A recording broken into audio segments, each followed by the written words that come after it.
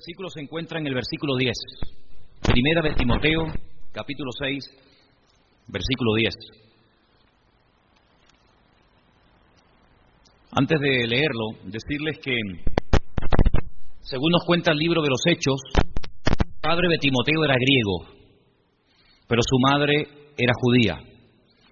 Por lo tanto, según la ley judía, Timoteo era judío.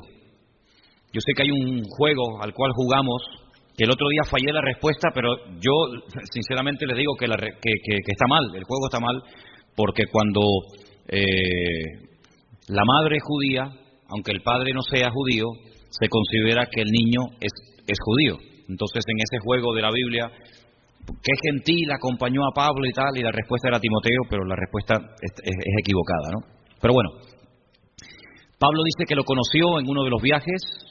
Se ve que tenía buenas referencias, se ve que hablaron bien de él. Dice que lo circuncidó, por si acaso los judíos se metieran con él porque no estaba circuncidado. Y con el paso del tiempo, Timoteo se convirtió en uno de los hombres de confianza del apóstol Pablo. Fíjate hasta qué punto llegó a tener confianza el apóstol Pablo en Timoteo, que a pesar de que era una persona con problemas de salud, la Biblia nos enseña que tenía problemas continuos con el estómago, y sabemos que era joven y probablemente hasta soltero, pues el apóstol Pablo le rogó que se quedara al frente de la iglesia que él había abierto en la ciudad de Éfeso. Sabemos que la iglesia de Éfeso, años más tarde, recibió una carta que gracias al Señor nosotros la tenemos en la Biblia, que lleva el nombre de Carta de Pablo a los Efesios, una carta maravillosa. Y sabemos que en esa ciudad fue donde más tiempo el apóstol Pablo estuvo pastoreando y predicando. La obra comenzó de una forma un tanto extraña, ¿no? Porque dice la Biblia que el apóstol Pablo ya había estado una primera vez en Éfeso, pero no había predicado. Después de años vuelve y dice que conoció a un pequeño grupo de hermanos y les hace una pregunta. ¿Os acordáis la pregunta que el apóstol Pablo le hace a este grupito pequeño de hermanos? Creo que eran 12. ¿Os acordáis? ¿Alguien os suena? Todo esto está en Hechos capítulo 19, por si os interesa un poquito más conocer la historia, ¿no? Bueno, la pregunta que el apóstol Pablo les hace es: ¿cuándo recibisteis el Espíritu Santo? Interesante la pregunta, ¿verdad? Si yo te lo preguntara a ti, ¿tú cuándo recibiste el Espíritu Santo? ¿Tú qué me dirías? Ay, amigo, como que te da miedo responder, ¿no? Pues acaso te equivocas. Luego no estás muy seguro. Porque si yo te digo ¿cómo te llamas? Tú no dices, Tú sabes que hay gente que cuando le haces una pregunta te dicen, Pero es una forma para pensar la respuesta, ¿no? ¿Cuándo recibieron ustedes el Espíritu Santo? Y ellos dicen, nosotros nunca hemos oído hablar del Espíritu Santo. Yo imagino que ninguno de ustedes me daría esa respuesta, ¿sí o no? Porque ustedes saben quién es el Espíritu Santo, ¿sí o no? ¿Quién es? Ajá. Entonces Pablo dice, bueno, si ustedes no saben quién es el Espíritu Santo, ¿ustedes en qué fuisteis bautizados? ¿Cuántos bautismos hay según la Biblia? 1. Unos dicen que no. 2. ¿Cuántos? 1. Oye, ¿os dais cuenta, Hay 7 bautismos mencionados en el Nuevo Testamento. 7. ¿Me podéis nombrar uno? El bautismo de Juan el Bautista. El bautismo en agua, el que practicaban los discípulos, y ¿verdad? ¿Bien? El bautismo del Espíritu Santo. Yo os bautizaré en Espíritu Santo y fuego, dijo el Señor. ¿Qué más? Por un mismo Espíritu fuisteis todos bautizados en un cuerpo. Bueno, no es el tema a tratar, pero para que veáis. Entonces, el apóstol Pablo dice, mira, vamos a hacer una cosa con ustedes. Ustedes fueron bautizados por Juan el Bautista hace 25 años atrás. Ustedes se han quedado anclados en el tiempo. Ustedes no han madurado, no han crecido. Ustedes viven de una experiencia que tuvisteis que fue muy bonita, pero forma parte del pasado hace 25 años. Y el creyente no puede vivir de los recuerdos, de la gloria pasada, sino tiene que vivir en una constante renovación, ¿sí o no? Porque si usted, para contar un testimonio, o para hablar algo bonito que el Señor hizo en su vida, tiene que recurrir a algo que le pasó hace 25 años, quiere decir que usted hoy no tiene nada que contar. Y sin embargo, el creyente cada día tiene algo que contar, ¿sí o no?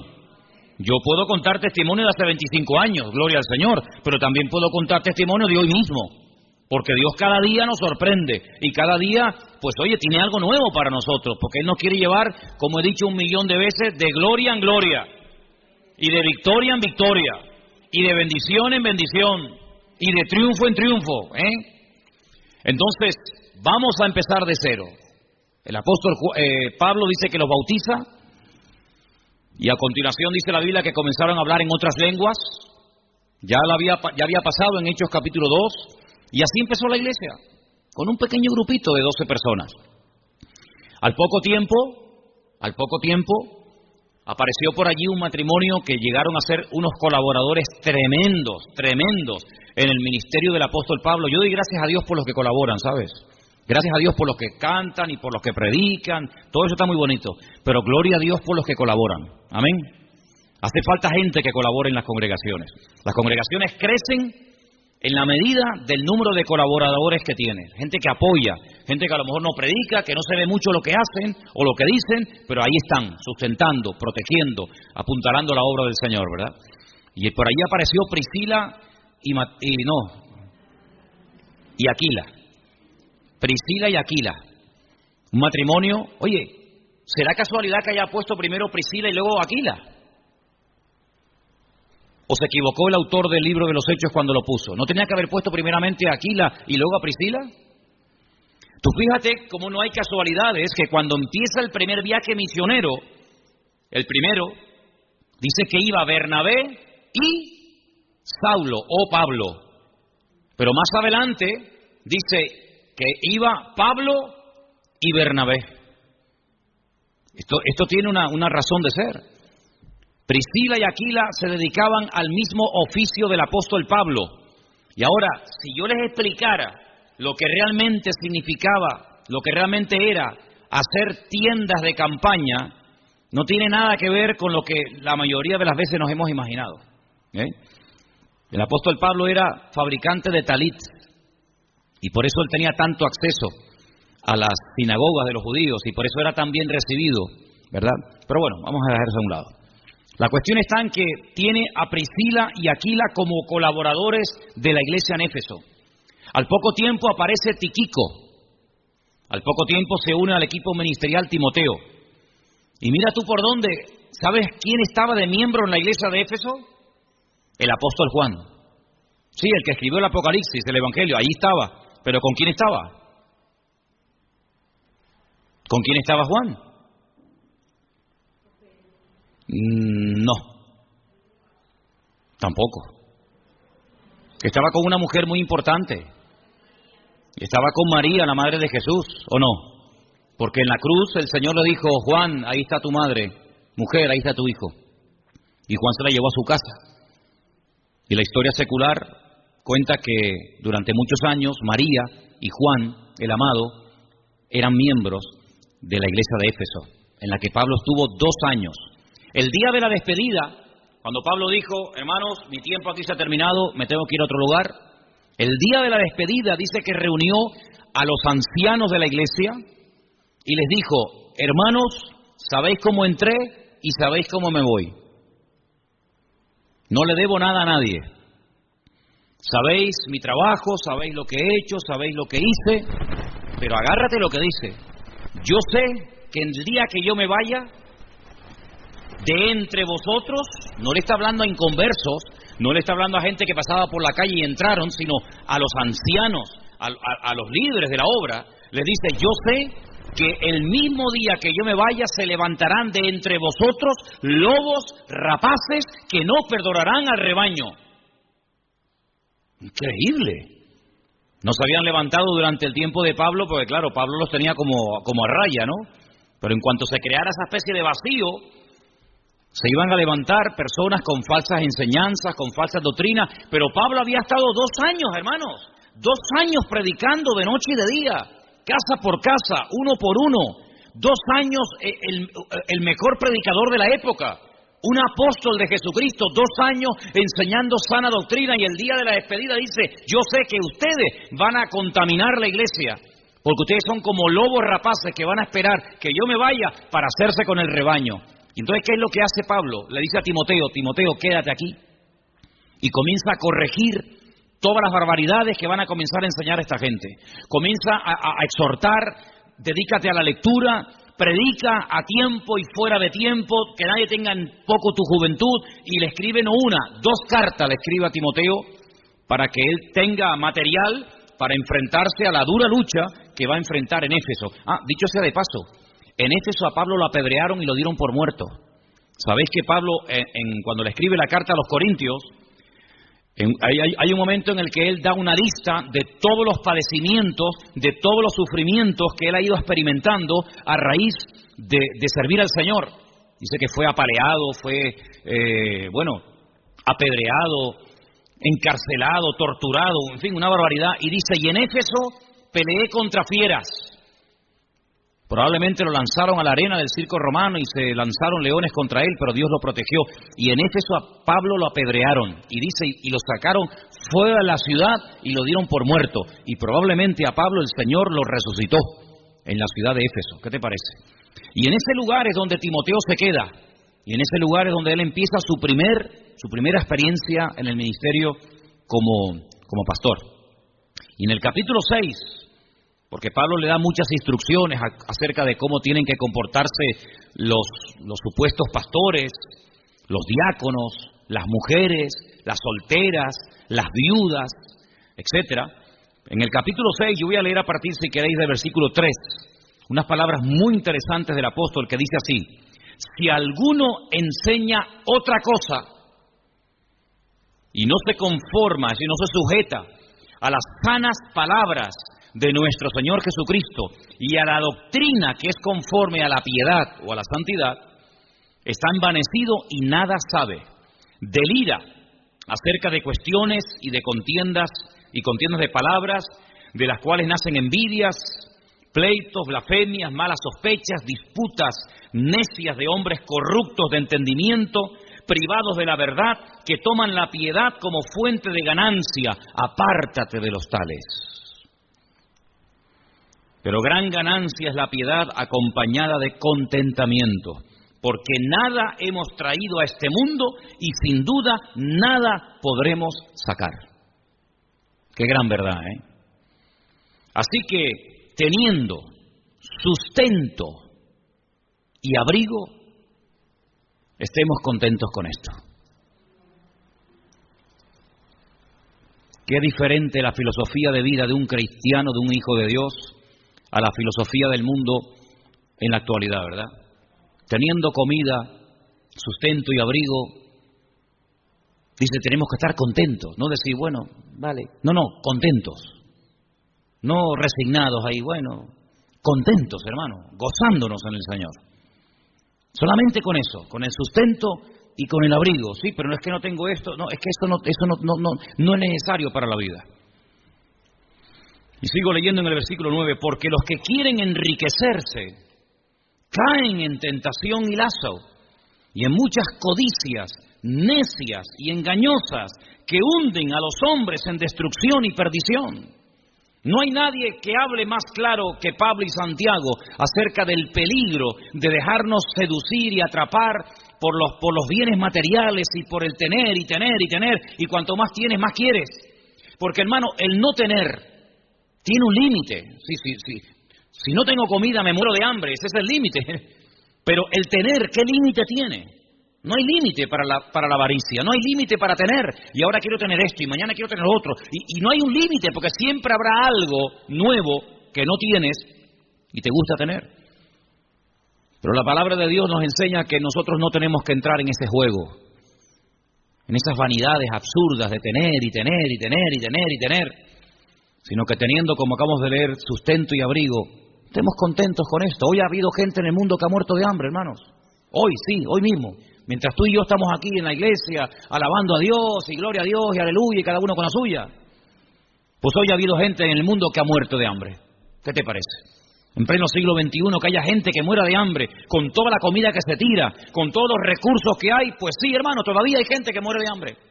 Y esta noche habrá gente que duerma a la intemperie. Mira Nepal, mira el terremoto ese tremendo. Dice que ya van como, no sé, 5, 6, 7, 8 mil. Bueno, y aparte nunca sabrán los que realmente murieron, porque por esas aldeas, a esas altitudes, ¿quién sabe cuánta gente vive allí? Se desmoronó la montaña y tú te crees que se van a poner a contar los muertos. Olvídate. Tremendo, ¿no? Tremendo, ¿no?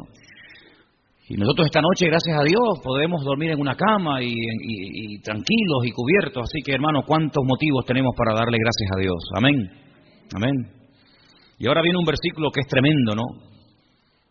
Dice, porque raíz de todos los males es el amor al dinero.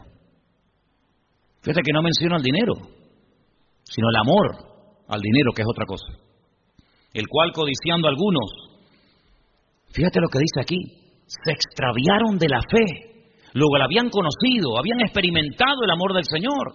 Capaz que hasta servían al Señor. Dice, pero se extraviaron de la fe y fueron traspasados de muchos dolores. ¿Sabes que en la segunda carta, la segunda carta que Pablo le escribe a Timoteo, él dice que cuando lo sacaron de la cárcel para hacerle el juicio, bueno, le hicieron varios, ¿no? Pero dice, la primera vez que lo juzgaron, la primera vez que le tomaron declaración, dice, yo estuve más solo que la una, nadie estuvo a mi lado. Dice que un tal Alejandro, que era uno de los que viajaban con ellos, predicando y fundando iglesias y levantando la obra del Señor, dice que se le fue. Y encima se le fue causándole unos problemas terribles. Y después menciona un tal Demas, que es mencionado en otras cartas, no solamente en la carta de Pablo a Timoteo, sino en otras también. Y dice, y Demas me ha dejado, dice, amando a este mundo. Si el mundo lo arrastró, lo atrajo como un imán, de tal manera que dejó a Cristo, dejó el ministerio, dejó la predicación, lo dejó todo, porque el mundo le lanzó el guante y lo atrapó. Y este era uno de los que se dedicaba a predicar la palabra, uno de los que viajaba con Pablo. Y con Pablo, dicho sea de paso, no viajaba cualquiera, no viajaba cualquiera. De hecho, todos conocemos el incidente, ¿verdad?, que hubo en cierta ocasión ya en el primer viaje misionero entre Pablo y Marcos. ¿Sabéis o no? Dice la Biblia que, bueno, llegó un momento en el que Pablo viajaba con Bernabé y Bernabé se llevó a su sobrino, a Juan Marcos, el que después escribiría el primer evangelio que lleva su nombre. Y dice que a la primera de cambio, cuando comenzaron, en fin, las persecuciones, las luchas, las cosas a ponerse duras y difíciles, Juan Marcos se volvió y los dejó. Y en el segundo viaje misionero, cuando Pablo, en vez de ir por mar, quiere ir por tierra, visitando las iglesias que habían fundado en el primer viaje y aparte yendo a otras latitudes, Bernabé dice, bueno, vamos a llevar otra vez a mi sobrino. Y Pablo dice, esta vez no. ¿Por qué? Porque nos abandonó. Y Bernabé seguramente habrá dicho, bueno, pero vamos a darle una segunda oportunidad. Perdonen la expresión, metió la pata en el primer viaje, se asustó. Era demasiada presión, demasiada responsabilidad. No estaba firme, no era maduro para aguantar esto, pero bueno, vamos a darle una segunda oportunidad. Y Pablo que no, y Bernabé que sí, y Pablo que no, y Bernabé que sí, y Bernabé y Pablo dice, pues mira, yo no puedo trabajar más contigo. Y Pablo dice, pues muy bien, pues vete. Y dice la Biblia que Bernabé cogió a su sobrino, a Marcos, y se fue a la isla de donde él era, a Chipre. Y Pablo dice, bueno, pues yo me voy con Silas. Silas, que también en la Biblia aparece con el nombre de Silvano, que era el que les escribía las cartas. Porque Pablo las dictaba y él las escribía y luego las firmaba.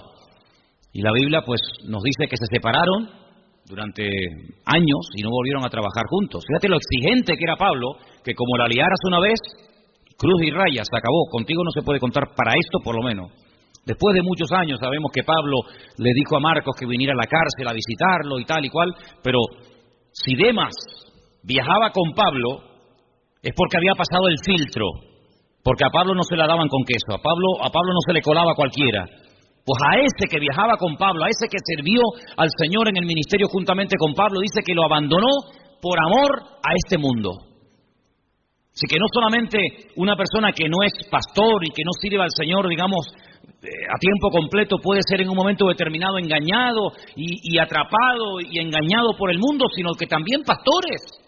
Y gente que servía al Señor lo abandonan. Y tengo que decir lamentablemente que yo he conocido, no muchos, gracias a Dios, no muchos, pero he conocido 3, 4, tal vez 5 pastores que por los negocios hablaron con sus respectivas congregaciones que se iban a dedicar un tiempo a los negocios, iban a ganar dinero y que con ese dinero iban después a financiar la obra y la obra iba a estar mucho mejor y abandonaron el ministerio y nunca más volvieron. Y algunos de ellos me llamaron en su momento para pedirme que mi opinión, qué opinaba yo, y les dije, ni se te ocurra dejar de servir al Señor por los negocios, porque la Biblia dice que ninguno que milita, si ninguno que está en el reino, enrolado en el ejército de Dios, ninguno que milita se enreda en los negocios del mundo. Los pastores no hemos sido llamados para hacer negocios. Déjaselo a las ovejas, déjaselo a los miembros de la iglesia que se dediquen a esas cosas, pero los pastores no estamos para hacer negocios de ningún tipo. A mí me han propuesto negocios, pastores de aquí de las islas. Oye, mira que hay este negocio que tú puedes ganar mucho dinero y con ese dinero pagas el alquiler de la iglesia y con ese dinero no sé qué. Digo, no se te ocurra nunca más volverme a llamar para ofrecerme tal cosa. Y algunos querían insistir y les tuve que hasta casi decir, mira, si me vuelves a llamar por esto te cuelgo el teléfono. Yo tengo prohibido categóricamente dedicarme al mundo de los negocios, porque yo soy una persona que ha sido llamada exclusivamente para servir al Señor. Yo no voy a dejar de servir al Señor ni de pastorear porque vaya a ganar mucho dinero. Es que yo no estoy en esto por dinero, yo no estoy en esto. Ayer Elena y yo hablábamos, nosotros hemos vivido en la península sin ser pastores, como evangelistas itinerantes, viajando por aquí, yendo por allá, sin recibir ni un solo centavo, y hemos vivido por fe, no solamente antes de venir aquí, sino en otras ocasiones. Sabemos lo que es vivir por fe totalmente. Sabemos lo que es sentarnos a la mesa con el plato vacío y orar y tocar a la puerta y el Señor suplirnos. Sé lo que es viajar horas y horas. Por eso te decía el otro día, David, que tu testimonio me impactó cuando veías que la gasolina del coche, ¿no?, subió. Y hermano, yo venía de Barcelona un día, yo me fui de Galicia, 1.200 kilómetros, Pontevedra, Barcelona, prediqué durante una semana y cuando regresé en esa congregación no me habían dado ni un centavo me habían dado, y volvía con las manos vacías. Y sé lo que es dormir dentro de un coche en una gasolinera, y sé lo que es llevar durante horas y horas y horas la lucecita naranja de la reserva y decir, Dios mío, que no llego, pero contigo sí llego, Dios mío, estírala, y llegar, y sabemos lo que es eso, ¿no?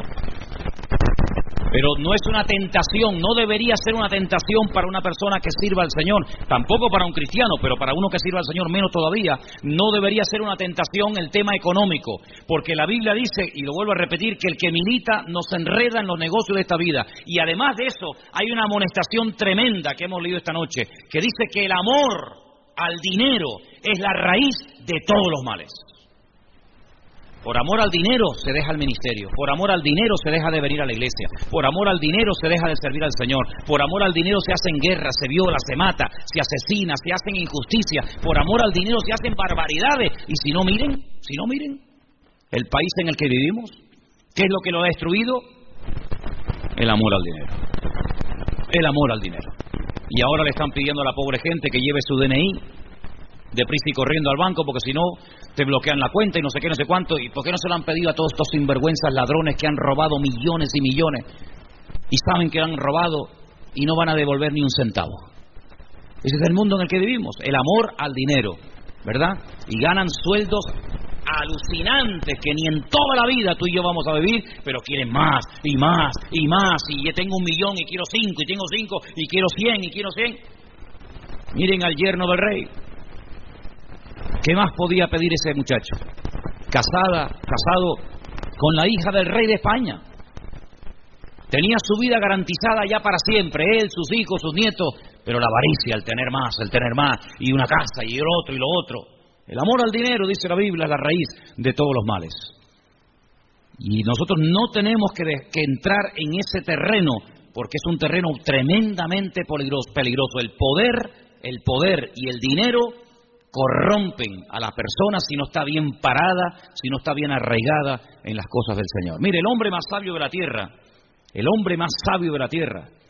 que fue Salomón, según nos cuenta la Biblia, en el libro de Proverbios, capítulo 30, Proverbios, estamos en el Antiguo Testamento, si queréis yo os lo leo.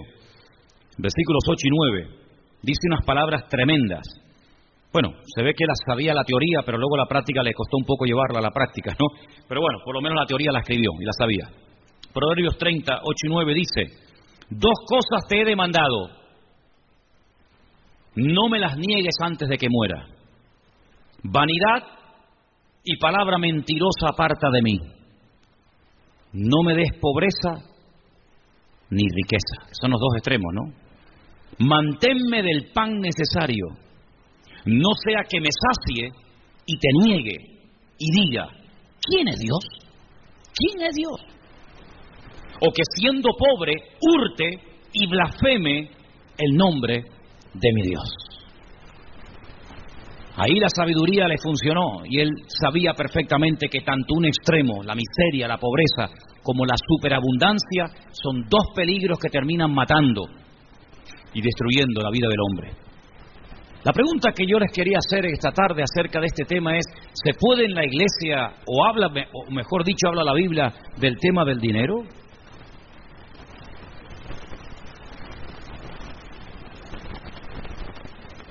Hola. Hemos mencionado un versículo que donde aparece la palabra dinero, ¿sí o no? Claro que la Biblia habla de este tema. ¿Saben por qué? Porque tal vez a lo mejor tu problema no sea la enfermedad. Tal vez tu problema no sea tu matrimonio. Tal vez tu problema no sean los nervios, o la depresión, o cualquier otra situación de la vida. Pero tarde o temprano el tema económico de alguna manera u otra nos va a afectar a todos, ¿sí o no? A todos nos va a afectar. Porque vivimos en un mundo donde hay un sistema creado por el hombre.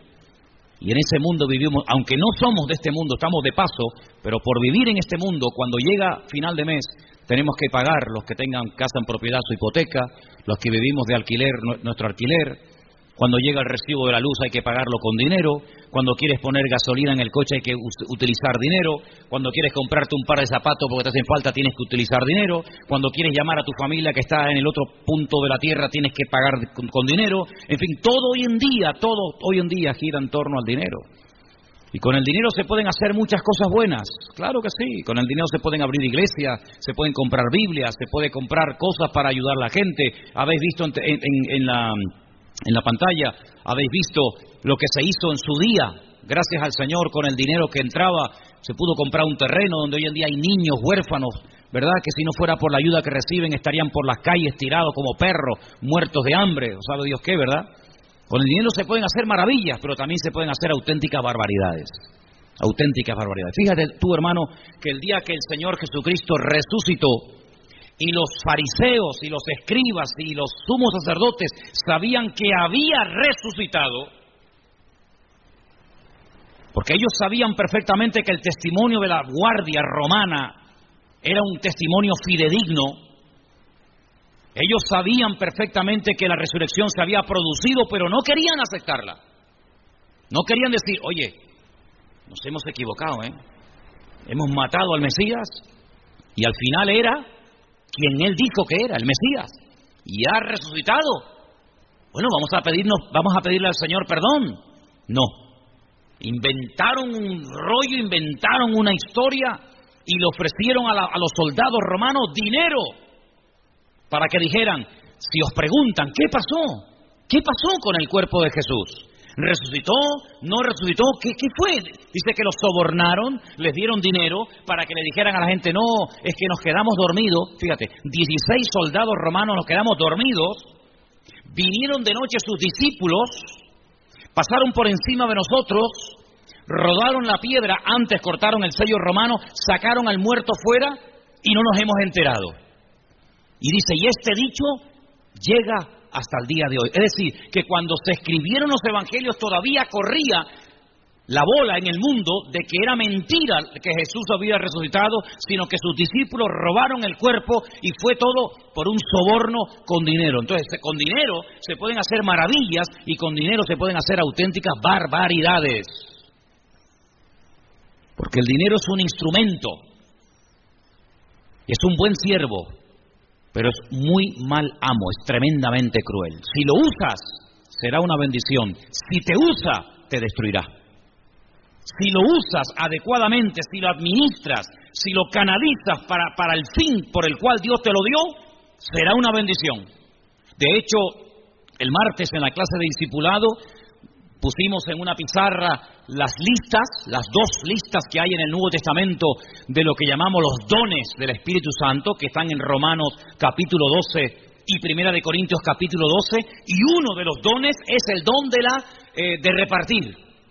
Si la persona que Dios le provee, la persona que Dios lo prospera, pero que tiene claro que es como una herramienta que Dios le da, como a mí me da la herramienta de la predicación, pues a otros le da la herramienta de los recursos para que pueda el Evangelio correr y no se detenga la obra. Eso es un don. Eso es un don que no todo el mundo tiene. Porque no significa que porque una persona tenga muchos recursos, tiene el don. Pero hay un don en la Biblia. Y tenemos que pedirle al Señor el don de la generosidad. ¿Cuántos dicen amén? El don de la generosidad, porque eso es el don de repartir. Ser generoso, abrir la mano y cubrir las necesidades de la obra. Es un don, como el hablar en lenguas, como interpretar mensajes, como profetizar y como otros dones así que nos llaman mucho la atención. Pues hay un don que es el de servir, otro que es el de organizar o presidir, otro que es el de hacer misericordia, ¿verdad? Todo lo que tiene que ver con la obra social, etcétera. Y hay un don que es el de repartir. ¿Repartir qué? Pues lo que Dios te da, mijo. Lo que Dios te da, ¿para qué? Para ti, no. Para ti también, pero sobre todo para repartir, para que haya igualdad en el cuerpo de Cristo. Eso dice la Biblia. Eso es lo que dice la palabra de Dios. Por lo tanto, el dinero como instrumento es muy poderoso. Tú imagínate que tuviéramos ahora 100.000 euros. 200.000 euros, por ejemplo, en la cuenta de la iglesia. Yo mañana mismo me voy a alquilar un local. ¿Dónde? Me voy a alquilar una Candelaria, que no hay iglesia, me voy a La Laguna, que no hay iglesia. La Laguna, 200.000 habitantes. Ciudad universitaria, donde hay miles y miles de jóvenes, incluso que vienen de otras islas. Pues yo me voy mañana con el equipito de sonido que nos regalaron, con las sillas que nos regalaron, y me alquilo un local en Laguna y pongo fuera iglesia, vida nueva, tal, culto, martes y sábado por la tarde. Aquí, jueves y domingo por la tarde. Y en Candelaria, lunes y viernes. Y predico todos los días, yo no tengo problema en eso, a mí me encanta eso. Sí, pero vete a alquilar un local en Candelaria. Te van a pedir 2 meses, el mes de no sé qué, el mes de fianza. Si tuviéramos recursos, madre mía, y nos iríamos a otras islas y le pagaríamos la universidad a algún hermano de la iglesia. Por ejemplo, tenemos el caso, perdone si no nombro a otro, pero es el primero que me viene a la cabeza, esta chica, ¿cómo se llama? Leana. No le dieron la beca y tuvo que dejar sus estudios universitarios porque no le dieron a la pobre la beca. ¿Y cuánto era la beca? Pues nada, tampoco estamos hablando de millones. Si la iglesia tuviera recursos, becaba a los jóvenes para que fueran jóvenes todos universitarios. Y si la iglesia tuviera recursos, pues construiríamos casitas, haríamos un barrio cristiano, o aquí en este edificio que hay 7 pisos vacíos. 7 pisos vacíos. Yo hoy estaba en mi casa y miraba y decía, Señor, encima de nuestra iglesia hay 7 departamentos vacíos. Aquí al lado, pared con pared, tenemos un local tan grande como este, que si tuviéramos recursos, yo alquilaba los 7 pisos y alquilábamos el local de al lado. ¿Para qué? No sé, haríamos otro rastro, haríamos un salón para los jóvenes, un salón social para dar de comer. No se cerró la puerta en el albergue, pues aquí ahora vamos a poner un comedor social para todo el mundo. Sí, pero ¿cómo lo hacemos?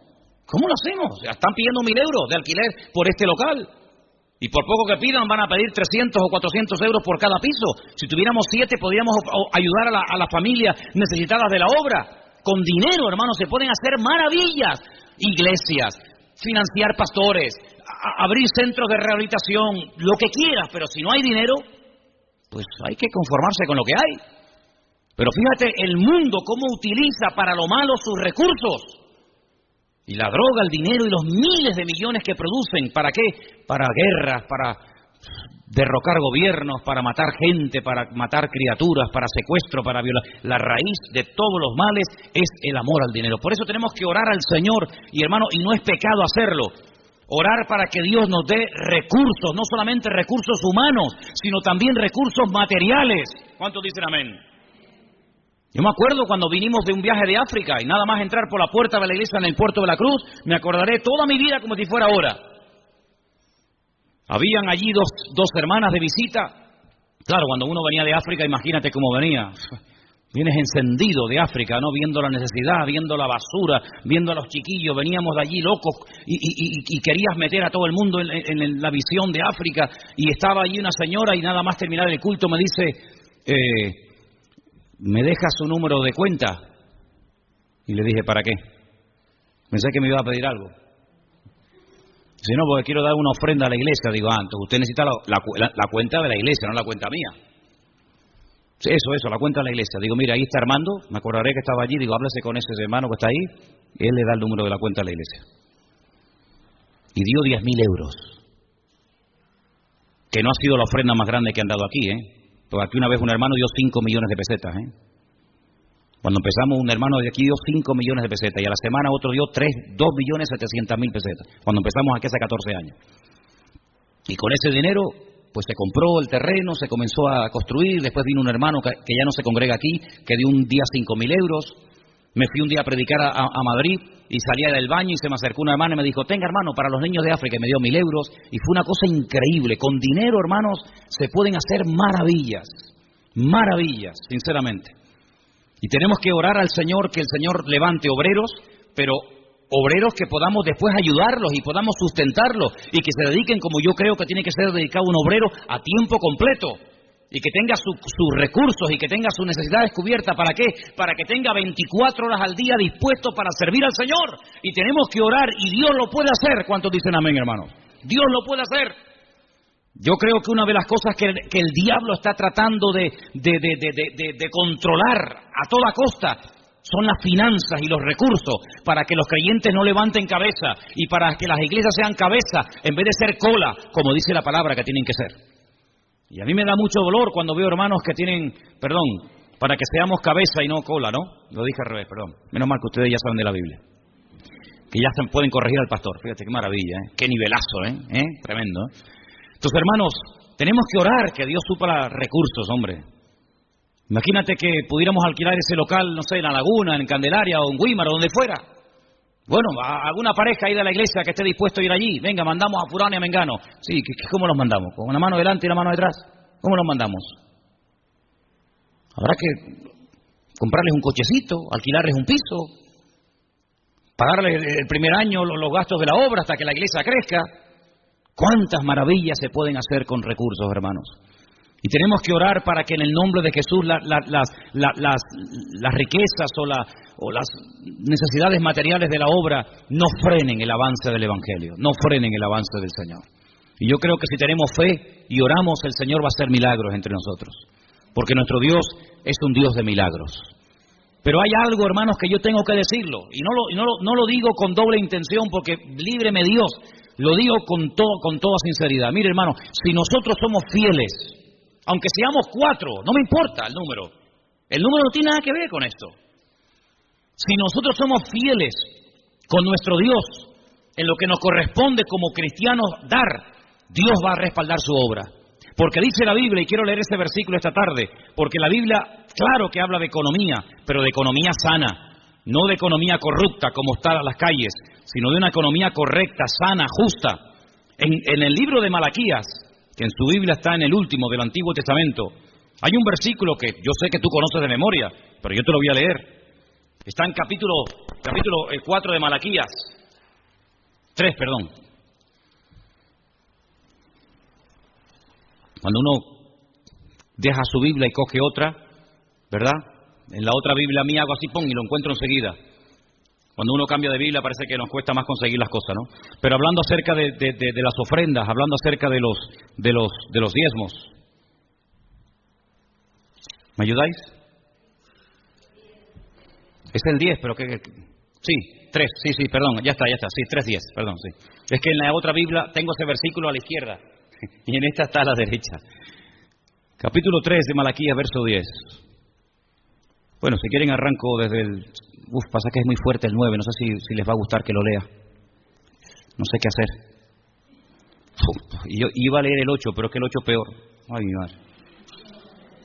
Ahora me metí en un follón. Ahora me metí en un lío. ¿Puedo leer el 8? Tú eres el que me estás diciendo que lo lea, ¿eh? ¿Robará el hombre a Dios? Y tú dices, ¿cómo va a robar un hombre a Dios? ¿Se puede robar a Dios? Bueno, vamos a seguir leyendo. Vosotros me habéis robado. Y dijisteis, ¿en qué? ¿En qué te hemos robado a ti? Y dice el Señor, en vuestros diezmos y en vuestras ofrendas. Yo te dije que el versículo era muy fuerte, ¿eh? Yo te dije que el versículo era tremendo. ¿Me dejáis leer el 9? Bueno. Malditos sois con maldición, porque vosotros, toda la nación, me habéis robado. Claro, tú lees esto y tú dices, madre mía, qué tremendo, ¿no? Así que esta gente, si lees el contexto, sembraban, apenas cosechaban, todo les iba mal, estaban bajo maldición, según hemos leído, porque Dios les dice en el versículo 8, me habéis robado en esto y en esto, y las consecuencias las estáis sufriendo. Es claro. La pregunta es, ¿hay solución? ¿Hay remedio? Siempre hay solución, hermano. Siempre hay remedio. Siempre. Cuando el Señor apunta con su dedo y señala en una dirección hacia algo que estamos haciendo mal, no lo hace para condenarnos, sino lo hace para decirnos, oye, pero si quieres, puedes salir de este callejón sin salida. Sí, estáis mal, estáis bajo maldición, lo habéis hecho fatal, pero la solución la da en el verso 10. Que era el que yo en un principio quería leer, pero te leí el 8 y el 9 porque tú me diste permiso para leerlo. Traed todos los diezmos al alfolí. ¿Sabéis lo que es el alfolí? Porque si leo una palabra y no la entendéis, ¿para qué sigo? El alfolí era una caja, un cajón grande, con una especie de ranura, como una hucha gigante, ¿vale? Traer todos los diezmos al cajón, traer todos los diezmos a la hucha. Por eso, dicho sea de paso, sabéis que hay muchas huchas que tienen forma de cerdo. Es un cerdito con una rajita arriba, ¿sí? ¿Y por qué tienen forma de cerdo? Porque los que daban el diezmo eran los judíos. Las naciones paganas no pagaban el diezmo, pero los judíos daban el diezmo. ¿Y cómo llamaban a los judíos? Cerdos. Y era un insulto. De ahí vienen las huchas con forma de cerdito. Traed los diezmos al alfolí, haya alimento en mi casa, y ahora dice algo tremendo, que no lo dice sobre otro tema, pero sí sobre este. Probadme ahora en esto. Si no, os abriré las ventanas de los cielos, derramaré sobre vosotros bendición hasta que sobreabunde.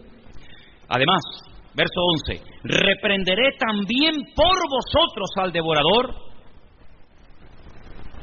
y no destruirá el fruto de vuestra tierra, ni vuestra vid en el campo será estéril, dice el Señor de los ejércitos. Y todas las naciones os dirán, bienaventurados, porque seréis tierra deseable, dice el Señor de los ejércitos. ¿Cómo empieza el versículo? Malditos sois con maldición, mira cómo os va la vida, mira la situación en la que estáis. ¿Cómo termina la historia? Seréis la envidia de las naciones, tierra deseada, tierra bendecida, tierra prosperada. ¿Por qué? Porque cuando ustedes escogen un camino donde ustedes son los que ponen las normas, donde ustedes son los que me estáis mirando a mí, ¿verdad? Estáis mirando a mí, al que predica. Siempre se mira al que predica, no al que entra ni al que sale. Cuando una persona hace su voluntad, cuando una persona hace las cosas a su manera, pues las consecuencias son terribles. Cuando una persona escoge el camino del Señor, obedece al Señor, cumple su palabra, dice aquí que se llegarían a ser una nación deseable para todas las naciones. Vete al Oriente Medio, vete a Irak. ¿Cómo está Irak? Es una pena, un desastre. Vete a Siria, ¿cómo está? Desastre. Vete a todos esos países. ¿Cuál es la ciudad, el país más bendecido de Oriente Medio? Donde los limones son así de grandes, así de grandes. Donde hay bendición, donde hay prosperidad, donde no hay paro, donde no hay analfabetismo, donde buscan gente porque hay trabajo y trabajo de sobra. ¿Cuál es el país más bendecido y más próspero de Oriente Medio? El más chiquito de todos, el más pequeñito. Arabia Saudita, no señor. Dubái tampoco. ¿Cuál es el país más bendecido? El pueblo de Dios, el pueblo de Israel. Por eso es la envidia de todo. Por eso todos quieren destruirlo, por eso todos están contra él, por eso todos van en contra. ¿Por qué? Porque la bendición de Dios levanta envidia. Porque la bendición de Dios, el respaldo del Señor, pone furioso al enemigo. Cuando tú no produces envidia en el enemigo no se mete contigo. Cuando tú eres una persona bendecida, cuando el gozo del Señor es tu fortaleza, cuando el Señor te va abriendo puertas, todas aquellas personas que dicen que no creen en Dios, en lo más profundo de su corazón te tienen envidia y celos. ¿Por qué? Porque ven el respaldo del Señor sobre tu vida. Fíjate qué curioso, y te voy a poner un ejemplo. Un esclavo, un muchacho que no lo quieren ni sus hermanos, sus propios hermanos carnales ni lo quieren, no lo pueden ver en pintura, le han puesto un mote. Antiguamente, aquí había gente que se conocía más por el mote que realmente por su nombre propio. Ahí viene el soñador. Unos celos, una envidia terrible, todos los hermanos, desde el más grande hasta el más pequeño, contra su hermano José. ¿Por qué? Porque es un chico bendecido, porque es un chico que tiene comunión con el Señor, Dios le habla, Dios le da sueño, Dios le da revelación, y la envidia, te vuelvo a repetir, siempre despierta envidia y celos en la gente que te rodea. ¿Qué es lo que quieren hacer? Matarlo, acabar con su vida, lo meten en un pozo, lo quieren matar de hambre, lo quieren matar de sed. Rubén dice, no, vamos a hacer algo, vamos a venderlo porque ya matarlo es muy duro. Pero bueno, y cuando vayamos a la casa y nuestro padre nos pregunte por nuestro hermano, ¿qué le decimos? Si él lo mandó, y ahora cuando vayamos nosotros y José se queda aquí, ¿qué le decimos? Bueno, inventamos una mentira. Le quitamos la ropa, que era una ropa de colores que él llevaba, la teñimos con sangre de un animal y le decimos a nuestro padre que José ha sido despedazado por una fiera del campo y ha muerto. ¡Qué crueles! ¡Qué crueles! Ni uno dijo, no hagamos eso, ¿cómo le vamos a hacer? ¿Cómo le vamos a decir a papá eso? Y un año, y otro año, y ninguno hablaba, todos callados como zorros.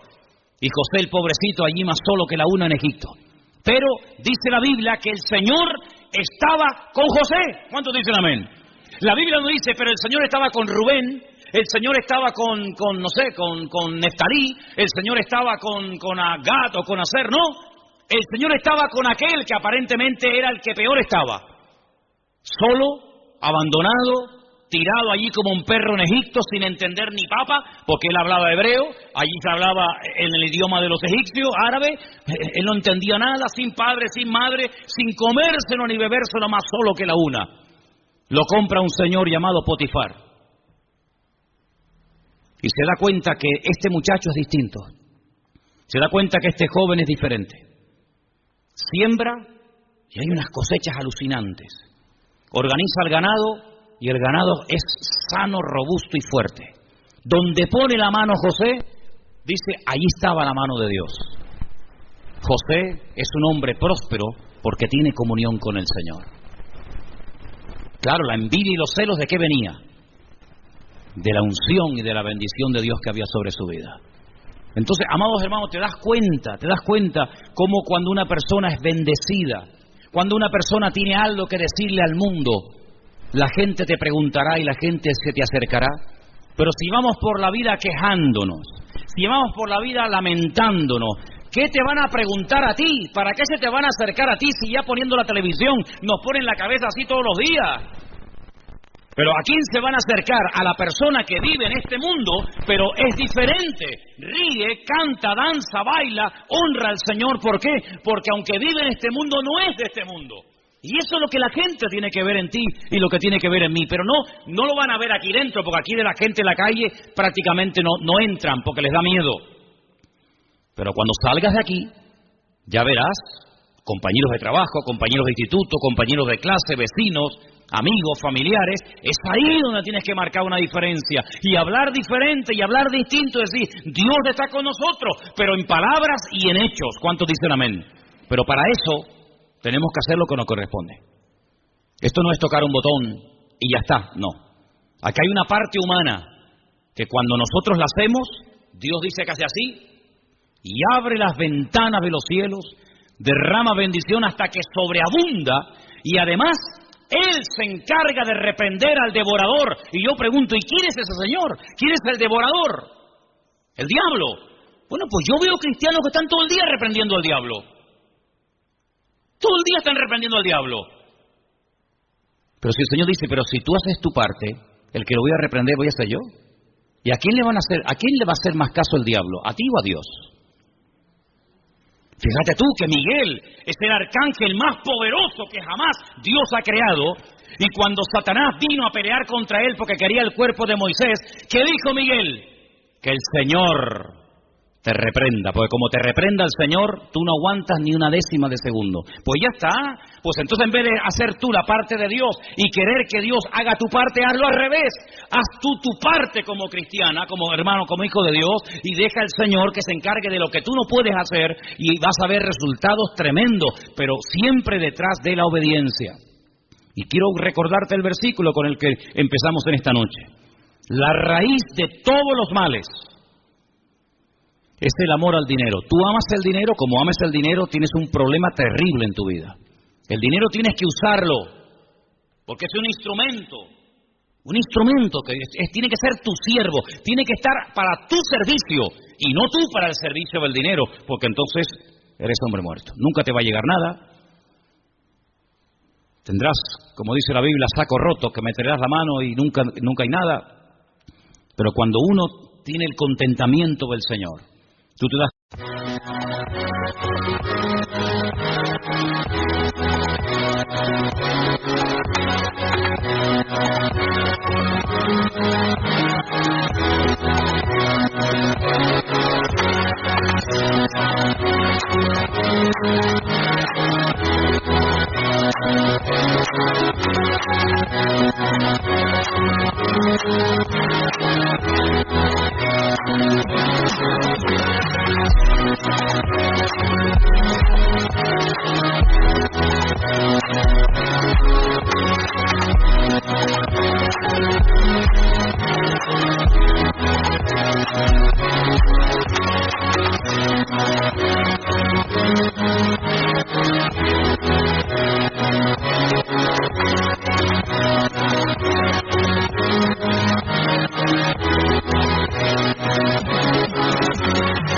cuenta de que cada día es una bendición de Dios.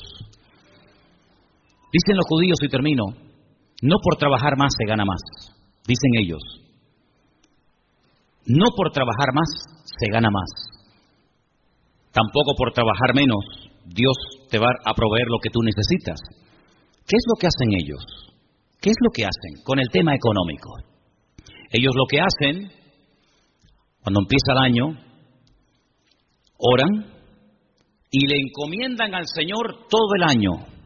Se comprometen con sus ganancias, con sus entradas, cada uno en su proporción, a darle al Señor su diezmo y su ofrenda, y no se afanan, no se agobian por trabajar más o por hacer más, no, sino que ellos dicen, si yo me comprometo con el Señor a hacer mi parte cuando me corresponda, todo lo que yo necesite desde el principio del año hasta el final, todo me vendrá porque yo estoy haciendo mi parte. ¿Cuánto tenemos que aprender de muchas personas que no tienen mucho de lo que nosotros tenemos hoy en día, pero han descubierto un secreto? Haga usted su parte y olvídate de estar agobiado y venga, que no por trabajar más vas a ganar más, sino que Dios te va a dar lo justo y necesario siempre y cuando tú hagas la parte que te corresponde. Pregúntate esta noche, ¿tú estás cumpliendo con tu parte? Ya te lo he dicho en la Biblia, si quieres lee más. La Biblia está llena de capítulos y capítulos que hablan acerca de la economía del reino. Cómo hay que hacerlo, cómo no hay que hacerlo, cómo hay que ofrendar, cómo hay que diezmar, dónde hay que hacerlo, dónde no hay que hacerlo. La Biblia está llena de esos sabios consejos. Si nosotros hacemos nuestra parte, nunca el Señor nos defraudará. ¿Cuántos dicen amén? Vamos a orar. Cierra tus ojos ahí donde estás. Y ahora tú eres el que tienes que preguntarte estas cositas. Señor, ¿estoy cumpliendo contigo? ¿Estoy haciendo tu parte? ¿O soy un avaro? ¿Sabes que al avaro la Biblia lo llama idólatra? Avaro, idólatra. ¿Por qué? Porque el que es avaro, el que cree que es dueño de todo cuanto tiene, en cierto sentido está adorando y está sirviendo a algo, en este caso al dinero. Y nosotros tenemos una orden que dice en la palabra, al Señor tu Dios adorarás y a Él solo servirás. Usted no tiene que servir a otras cosas, sino solamente al Señor. ¿La está sirviendo? Ponga al Señor en primer lugar en su vida, hermano y hermana. Fíese de Dios. Cumpla usted con su parte y yo le aseguro que Dios le va a sorprender más de lo que usted se puede imaginar. Y en esta tarde queremos darle gracias al Señor por su bendita palabra, que siempre exhorta, siempre anima, siempre habla nuestra vida. Te pedimos, Señor, en el nombre de Jesús, que tu palabra ahora produzca el fruto para la cual ha sido predicada, para la cual ha sido traída esta tarde a este lugar.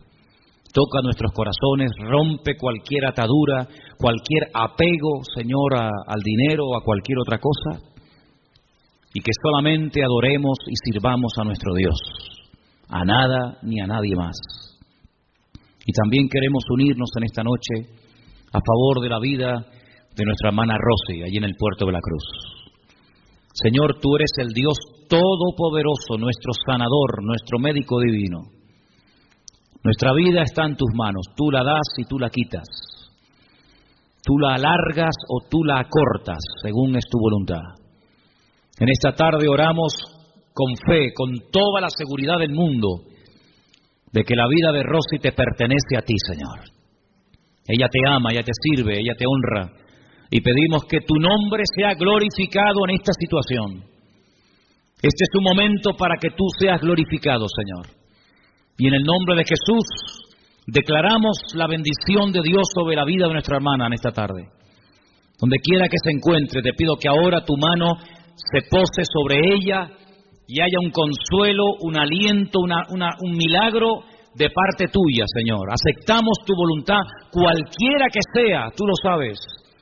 Pero el anhelo de nuestros corazones es verla sana, verla totalmente libre y restablecida de esa enfermedad. Pero todo está bajo tu control, nada se escapa de tu control. Por eso, Señor, oramos con paz, oramos con la fe y con la seguridad de que todo obra para bien. Y te pedimos en esta tarde, Señor, que tú aumentes su fe y le des como hasta ahora esa paz sobrenatural que sobrepasa todo entendimiento para que ella pueda, Señor, aceptar el trato de Dios en este momento en su vida. Bendice a Rosy, Señor. Oramos por ella, Señor, y